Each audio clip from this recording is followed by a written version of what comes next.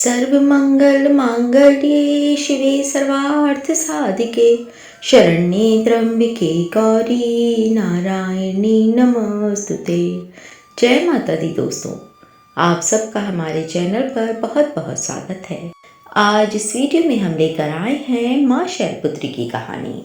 दोस्तों, नवरात्र के 9 दिन भक्ति और साधना के लिए बहुत पवित्र माने गए हैं। नवरात्र के 9 दिनों में माँ दुर्गा की पूजा करने का विधान है।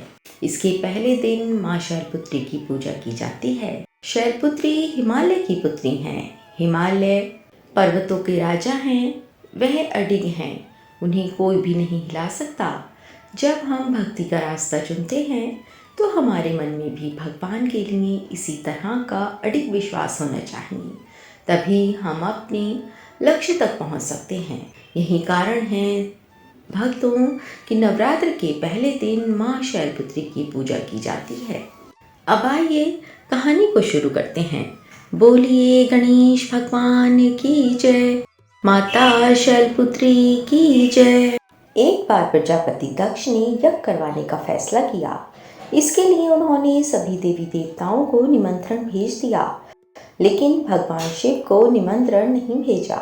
देवी सती भली भांति जानती थी कि उनके पास निमंत्रण अवश्य आएगा, लेकिन ऐसा नहीं हुआ।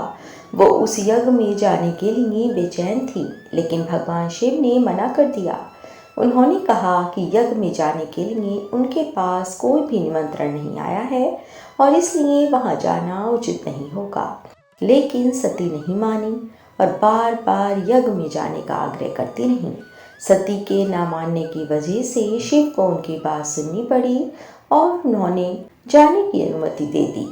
सती जब अपने पिता प्रजापति दक्ष के यहाँ पहुंची तो देखा कि कोई भी उनसे आदर और प्रेम के साथ बातचीत नहीं कर रहा है।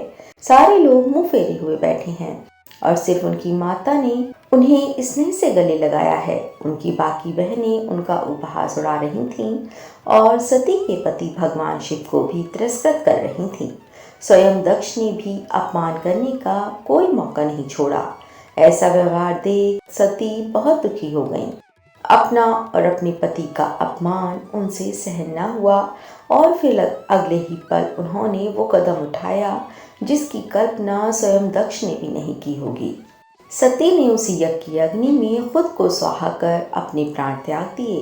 भगवान शिव को जैसे ही इसके बारे में पता चला तो वो अत्यंत दुखी हो गए। दुख और गुस्से की ज्वाला में जलते हुए शिव ने उस यज्ञ को ध्वस्त कर दिया। फिर सती ने फिर हिमालय के यहाँ जन्म लिया और वहाँ जन्म लेने की वजह से इनका नाम शैलपुत्री पड़ा। बोलिए माता शैलपुत्री की जय। भक्तों, माँ शैलपुत्री का वास काशी नगरी वाराणसी में माना जाता है। वहाँ पर माता शैलपुत्री का एक बहुत ही प्राचीन मंदिर है, जिसके बारे में मान्यता है कि यहाँ माँ शैलपुत्री के सिर्फ दर्शन करने से ही भक्तजनों की सभी मुरादें पूरी हो जाती हैं। कहा तो ये भी जाता है कि नवरात्र के पहले दिन यानी प्रतिपदा को जो भी भक्त माँ शैलपुत्री के दर्शन करता है उसके सारे वैवाहिक जीवन के कष्ट दूर हो जाते हैं। क्योंकि भक्तों, माँ शैलपुत्री का वाहन वृषभ है। वृषारूढ़ा भी कहा जाता है। इनके बाएं हाथ में कमल और दाएं हाथ में त्रिशूल रहता है। भक्तों, अगर आपको हमारी कहानी अच्छी लगी हो तो वीडियो को लाइक अवश्य करें और चैनल को सब्सक्राइब करें। साथ ही नोटिफिकेशन बेल को भी ऑन करें, जिससे आपको हमारी आने वाली वीडियो की जानकारी शीघ्र प्राप्त हो और आप इस जानकारी का लाभ उठा सकें। जय माता दी।